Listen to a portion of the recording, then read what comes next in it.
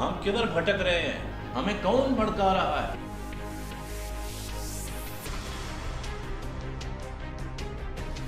ہم کریں گے کھل کے بات، سچائی اور دلیل کے ساتھ۔ اعظم سواتی صاحب کا استعفیٰ لیا گیا۔ سر اعظم میں بٹ صاحب آپ کی بات بالکل ٹھیک۔ آپ کا اسٹیٹس کو ہے وہ سر ایک دم نہیں ٹوٹتا ہے۔ 21 توپوں کی سلامی ہے پی ٹی آئی کو، لیکن وہ مجبوری میں دیا گیا ہے۔ یا تو اسے ریولوشن توڑتا ہے یا reforms. People wanted some change, some new faces. ایک غریب کے گھر میں گھس کر ان کو مارا۔ PMLN کافی عرصے سے حکومت کر رہی تھی۔ Why not Pakistan should be a very strong country in the Muslim world? ابھرتا ہوا پاکستان، نہ نیا نہ پرانا، بس صرف پاکستان۔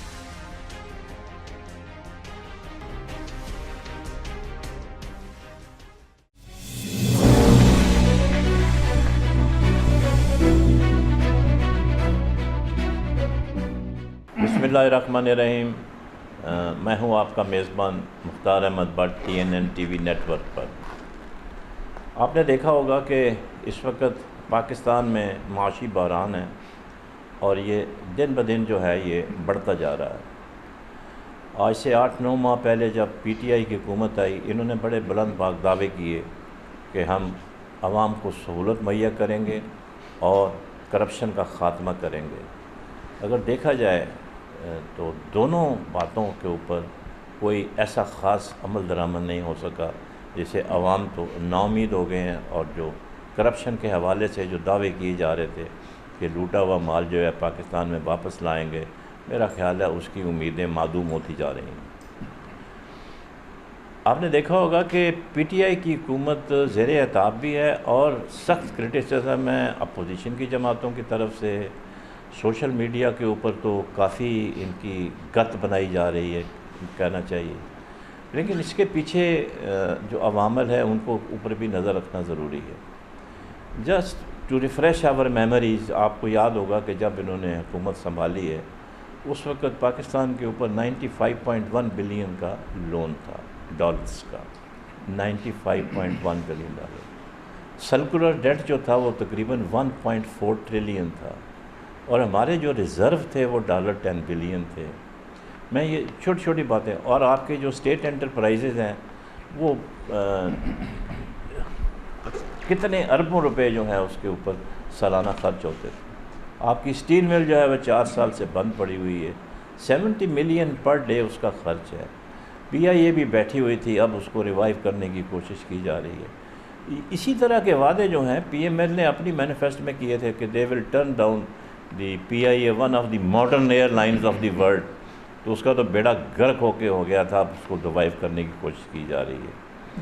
اور آج کل جو مسئلہ کھڑا ہوا ہے وہ کہتے ہیں کہ جی پاکستان نے اپنے آپ کو IMF کے ہاتھوں بیچ دیا ہے۔ یہ کہاں تک درست ہے اس کے اوپر ہم بات کریں گے، اور جو ڈالر کی اڑان ہو رہی ہے 150 تک پہنچ کے، پھر اب آج کا تو مجھے پتہ نہیں کیا صورتحال ہے، لیکن سوال یہ ہے کہ یہ جو اڑان ہے کہاں جا کر رکے گی، اور جیسے جیسے ڈالر بڑھتا جاتا ہے اسی حساب سے مہنگائی بھی بڑھتی جاتی ہے۔ باہر کی دنیا میں تو ایک سسٹم ہے، اگر مہنگائی ہوتی ہے تو اسی حساب سے آپ کی جو ویجز ہیں وہ بھی بڑھا دی جاتی ہیں، لیکن پاکستان میں اس طرح کا کوئی نظام نہیں ہے۔ ابھی بھی جو عام آدمی کی تنخواہ ہے وہ 15,000 ہے، کیا پیے گا، کیا کھائے گا، کیا لیٹے گا، کیا سوئے گا، کیا کھائے گا، کہاں رہے گا، کہاں سے دوائی لے گا، یہ ایک بڑا سوالیہ نشان ہے، اور یہ پچھلے 70 سال سے ہم پوز کر رہے ہیں، لیکن اس کا ہمیں آج تک کوئی جواب نہیں ملا۔ ہم نے آج دعوت دی ہے جناب شاہد حسن صدیقی صاحب کو، ریناؤنڈ اکانومسٹ ہے، آپ کو پتہ ہے کہ یہ کچھ جانی پہچانی شخصیت ہے، انٹرنیشنلی اور ڈومیسٹک میں بھی ان کا بڑا چرچا ہے، اور یہ ان کی خوبصورتی یہ ہے کہ یہ کھل کے بات کرتے ہیں، دو ٹوک بات کرتے ہیں، اور جو گراؤنڈ ریالٹی ہے اس کو سامنے رکھ کے بات کرتے ہیں۔ اس کے علاوہ یہ چیئرمین ہے research institute of Islamic banking and finance کے۔ ڈاکٹر صاحب آپ کو ویلکم، اور سب سے جو ضروری بات کرنی ہے وہ یہ ہے کہ ہم آپ کے بہت شکر گزار ہیں کہ آپ نے اپنا قیمتی وقت نکالا اور ہمیں موقع دیا کہ ہم آپ سے کچھ سوالات کر سکیں۔ آپ تو کہنا چاہیے کہ ایک گائیڈ ہیں ہمارے لیے، قوم کے لیے بھی، یہ جو عمران خان صاحب جو ہیں ان کے اوپر جو تنقید ہو رہی ہے، سب سے پہلے تو یہ بتائیں کہ تنقید تو ہر گورنمنٹ پہ ہوتی ہے، جب نئی گورنمنٹ آتی ہے خزانہ خالی ہے، تو اس میں کہاں تک جسٹیفیکیشن ہے؟ اگر 100 میں سے آپ نمبر دینا چاہیں تو کتنے نمبر دیں گے جسٹیفیکیشن کے لیے؟ آپ کا بہت شکریہ. پہلے تھوڑا سا ایک بیک گراؤنڈ میں آپ کو بتا دوں کہ جب یہ حکومت اقتدار میں آئی تو پاکستان کی معیشت مشکلات کا شکار تھی، لیکن یہ کہنا کہ ہم بینکرپٹ ہو گئے تھے یہ بڑی زیادتی ہے. پاکستان جیسا ملک کبھی بینکرپٹ ہو ہی نہیں سکتا. اللہ تعالیٰ نے ہمیں بہت کچھ دیا ہے. ہم تو اپنے گھر میں ٹماٹر اگا کے اور گیہوں اگا کے جی بالکل ٹھیک. ہم تو بینکرپٹ ہو نہیں سکتے. تو یہ زیادتی تھی.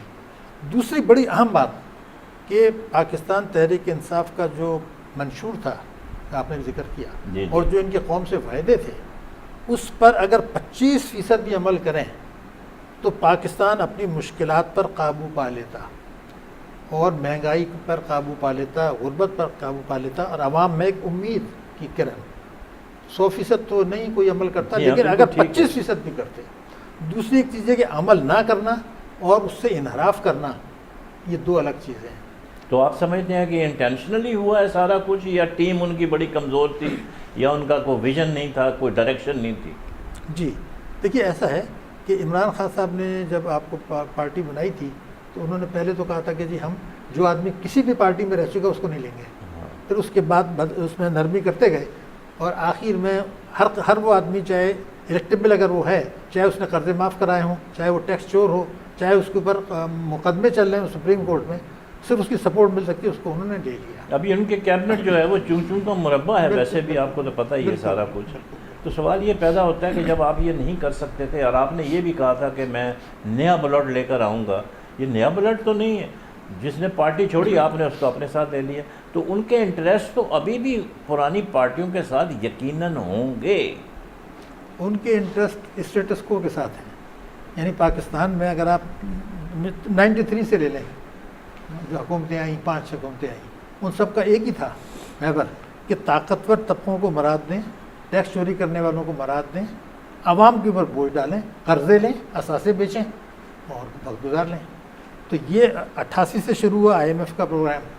تو 1988 سے آج تک IMF کے مطالبات ایک سے رہے.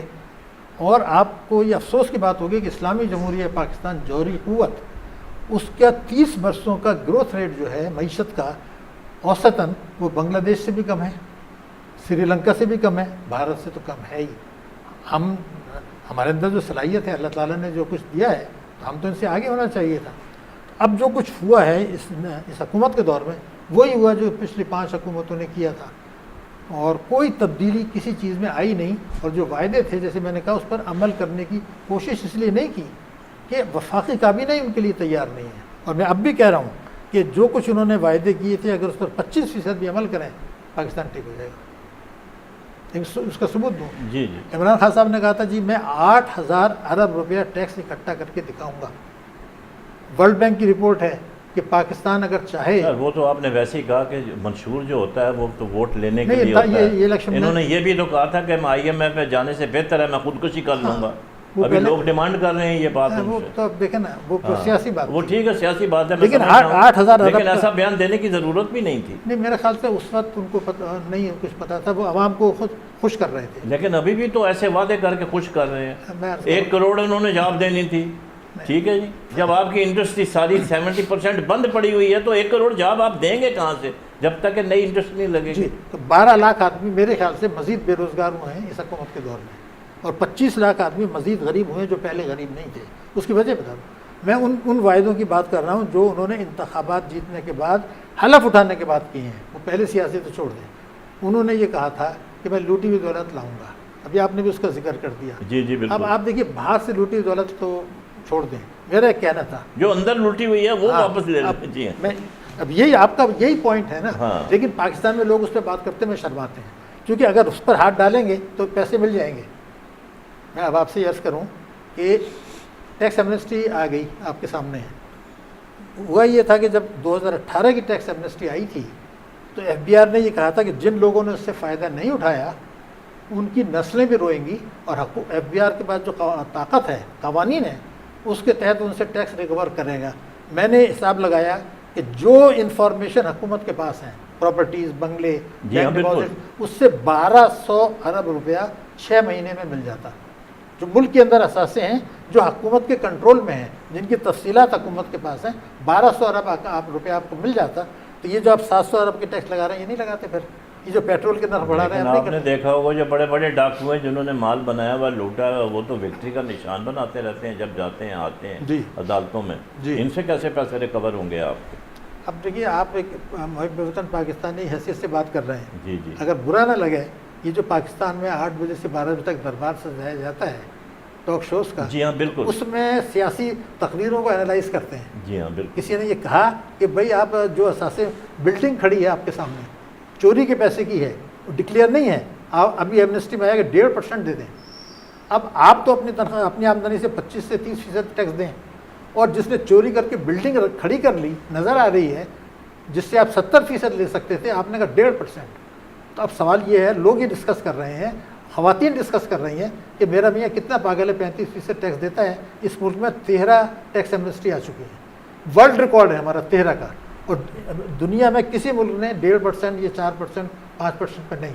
मोदी ने कहा 45% दोगे तो बचोगे, और लोगों ने 45% दिया। हमने कहा जी 1.5% प्रॉपर्टी का दे दो, तो मेरा ख्याल से तो इख्तियार ही नहीं है हुकूमत सर को। उसकी बुनियादी वजह जो है, मैं ये समझता हूँ कि इस मुल्क में रूल ऑफ लॉ नहीं है, जी सिलेक्टिव अकाउंटेबिलिटी है जी, और इंस्टीट्यूशनल डिस्टिंक्शन बिल्कुल है। बिल्कुल सही। जब तक ये दोनों चीज़ें से आप जान नहीं छुड़ाएंगे, जी। उस वक्त तक आप जो है आपको कोई पॉजिटिव रिजल्ट नहीं मिलेगा। जी। आपने बात की कि 8 बजे से लेकर 12 बजे तक जो ड्रामा लगता है, इससे यकीनन अवाम जो है जी। वो बिल्कुल एक जहनी मरीज़ बन Exactly, चुकी है। बिल्कुल। अच्छा, उनको हासिल कुछ नहीं होता, जी। वो दिन की जो खबरें होती हैं वो लेके बैठ जाते हैं और उनके जी। ऊपर तबसरा शुरू कर देते हैं, और हर पार्टी के एक आदमी बुला लेते हैं जो जी। कि अपनी पार्टी को सपोर्ट करता है और नहीं, दूसरी पार्टियों को बातें बनाता है। बिल्कुल। सवाल ये पैदा होता है कि जो बुराइयां इस वक्त मुल्क में हैं, जो मुश्किलात हैं आवाम को, उसका कोई हल आज तक मैंने किसी भी चैनल के ऊपर नहीं देखा कि किसी ने कहा हो, भाई आपने तनकीद कर दी जी जी कि ये चोर है, इसको फलाना है, इसको ऐसे करना है, तो उसका आपने हल भी तो देना है। बिल्कुल हल तो कोई दे नहीं रहा। बिल्कुल। आप बताएं ना क्या हल है इस क्राइसिस से निकलने का? आपका इतना तजर्बा है माशाल्लाह। देखिए, मैं आपको एक बुनियादी बात बता दूँ। पाकिस्तान में लोग ये करते हैं, जो चोरी का पैसा है या जायज़ दोनों, उसे मार्केट से जाके डॉलर ख़रीद लेते हैं। वो डॉलर ख़रीद के फ़ॉरेन करेंसी अकाउंट में जमा कर लेते हैं, और पाकिस्तानी कानून के तहत वो उस पैसे को दुनिया में कहीं भी ले जा सकते हैं। क्या हमें पता है कि पिछले 23 वर्षों में 160 अरब डॉलर पाकिस्तान से बाहर गया कानूनी तरीके से। उन्होंने कमाया नहीं था डॉलर, डॉलर ख़रीदे मार्केट से, जमा किए और भेज दिए। आज पाकिस्तान के ऊपर जो बैरूनी कर्जे हैं वो 105 अरब डॉलर हैं 70 साल के बाद, और जो पैसे हमने बैंकों के ज़रिए मुल्की कवानीन के तहत मुल्क से बाहर भेज दिए वो 160 अरब डॉलर है। अब ये बताइए कि आप IMF के पास घुटनों के बल गए, बेल आउट पैकेज, उनकी शराइत हुक्म मान रहे हैं, 2 अरब डॉलर सालाना ही देंगे ना आपको, तो ये 15 अरब डॉलर सालाना तो लोग पाकिस्तान से बाहर भेज रहे हैं। तो अगर इमरान खान साहब को मैंने ये तजवीज़ दी थी कि आप ये कानून बना दें कि कोई आदमी मार्केट से डॉलर ख़रीदता है तो वो बाहर भेज सकता है सिर्फ 2 हालात में, बच्चों की तालीम, इलाज मुआवजा, खुदा न खास्ता। हाँ जी बिल्कुल ठीक तो आप अगर 15 अरब डॉलर 2015 में 1 साल में गया, तो अब ज़्यादा से ज़्यादा 1 अरब डॉलर ज़्यादा तालीम के लिए। ये बात से बात निकलती है। आप देखें कि जो मोबाइल कंपनियां हैं, जी। 13.5 करोड़ मोबाइल यूज़र्स हैं इस वक्त जी, पाकिस्तान जी, के, जी। जिसमें 21 करोड़ की आबादी है। सही है ये सारा पैसा जो है, जो पाकिस्तानी रुपए में है, इसको कन्वर्ट करते हैं डॉलर में, जी and they can take 100% their money. जी इसके ऊपर भी कोई कोई जी। कानून साजी उन्होंने नहीं की हुई। सही। जब मर्जी चाहें, जितना मर्जी चाहें पैसा ले जाएं, तो आपके मुल्क में फिर डॉलर तो सस्ता तो हो नहीं सकता। ये तो मेरा ख्याल है ये उड़ान जो है ये चलती जाएगी, बढ़ती चली जाएगी। तो इसको कैसे कंट्रोल करना है? देखिए, ऐसा है कि जब जो चीज़ें हमें पता है, जी। जो चीज़ें आप समझते हैं, आप अपने इंटरव्यूज़ में कहते रहते हैं, आप अपने अखबारों में भी लिखते रहते हैं, क्या वजह है कि गवर्नमेंट जो है अच्छे मशवरों को भी कबूल नहीं करती? What is the problem with that? देखिए, मैं गुजारिश ये है, हुकूमत के 2 मकासद रहे हैं, इसके भी और पिछले के भी। एक, बाहर से डॉलर लें किसी कीमत पर भी, डॉलर लें, और दूसरा ये ताकतवर तबकों को मराद देकर ان کی سپورٹ سے اقتدار میں رہے ہیں. یعنی اقتدار میں رہنا، اس کو طول دینا اور ڈالر حاصل کرنا، یہ ہیں دو بنیادی مقاصد. اس کے لیے عوام پر بوجھ ڈالنا پڑتا ہے، ٹیکس لگانے پڑتے ہیں، بجلی کے نرخ بڑھانے پڑتے ہیں، گیس کے نرخ بڑھانے پڑتے ہیں. وہ کریں گے. برآمدات گرتی ہیں تو گریں، اس کی کسی کو پرواہ نہیں ہے. بجٹ خسارہ ہو تو ہو، اثاثے بیچ دیں گے. ابھی آپ نے اتنی عام بات کر لی، بینکس ان کا 98% آمدنی جو ہے وہ روپیز میں ہے پاکستان، اور وہ پیسے باہر لے جا رہے ہیں. جی ہاں بالکل. اب پاکستان میں قائد اعظم کے زمانے میں آپ کو پتہ یہ فیصلہ ہوا تھا کہ کسی فورن بینک کو چٹاگانگ اور کراچی کے علاوہ شاخ کھولنے کی اجازت نہیں ہوگی. 3 برانچز کھول سکتے تھے. آپ نے اپنی بڑی بڑی بینکس غیر ملکیوں کو بیچ دی. دنیا میں کوئی بیچتا ہے ایسے؟ اپنی بڑی بینک جو کما رہا ہے 98% روپیہ، وہ آپ نے غیر ملکیوں کو دے دیا، وہ ڈالر لے جا رہے ہیں، جو ابھی آپ نے مثال دی. تو ہمارے یہاں جو فورن ڈائریکٹ انویسٹمنٹ آیا وہ کیا آیا؟ ڈبل روٹی کے اوپر گوشت کا ٹکڑا ڈالا اور وہ میک ڈونلڈ بن گیا، پیسہ باہر لے گئے. ایکچولی سرمایہ کاری جو ہوتی ہے وہ ہوتی ہے جس سے آپ کا انفراسٹرکچر بہتر ہو، آپ کے امپورٹس کم ہوں، آپ کا ایکسپورٹ بڑھے. یہ 3 ہوتے ہیں. ہمارے ہاں تو وہ ہو رہا ہے جس سے آپ کی امپورٹ تو بڑھتی ہے اور پیسہ باہر چلا جاتا ہے، جو آپ نے کہا 100% منافع لے گئے. تو اس کو میں کہتا ہوں پریشان کن سرمایہ کاری. کوئی ناٹ اکوالٹی. ابھی جو آپ کے مشیر آئے ہیں انہوں نے یہ کہا ہے کہ جی ہم مراد دیتے ہیں بزنس کمیونٹی کو، جی لیکن یہ ہے کہ وہ مراد لیتے ہیں لیکن ایکسپورٹ نہیں بڑھتی. تو وہ کہتے ہیں جی بجلی پانی گیس کو ٹیرف کو کم کریں، لیکن IMF نے تو کنڈیشن لگا دی کہ اس کو اور بڑھائیں، اس کو اور بڑھائیں. تو مطلب انڈر دی سرکمسٹانسز آپ نہیں سمجھتے کہ یہ جو انڈسٹری ہماری تھوڑی بہت باقی بچی ہوئی ہے اس کا بھی کام ہونے والا ہے؟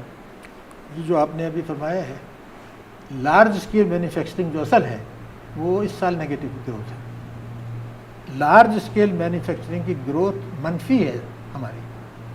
سرمایہ کاروں نے پیسہ نکال لیا ہے، یا باہر لے گئے ہیں، یا لاکر میں رکھ دیا ہے، یا پراپرٹی میں لگا دیا ہے. بزنس انڈسٹریل ایکٹیویٹی آپ کی رہی نہیں. لیکن ایک کلیریفیکیشن بہت ضروری ہے.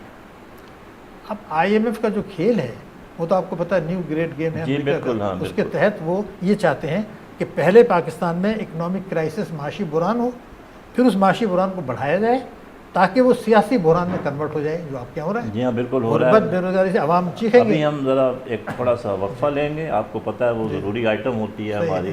جی. تو وقفے کے بعد ہم دوبارہ پھر حاضر ہوں گے. So let's have break.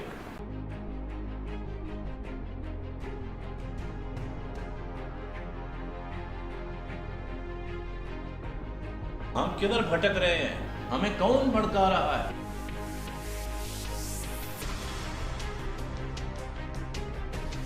ہم کریں گے کھل کے بات، سچائی اور دلیل کے ساتھ. اعظم سواتی صاحب کا استعفیٰ لیا گیا.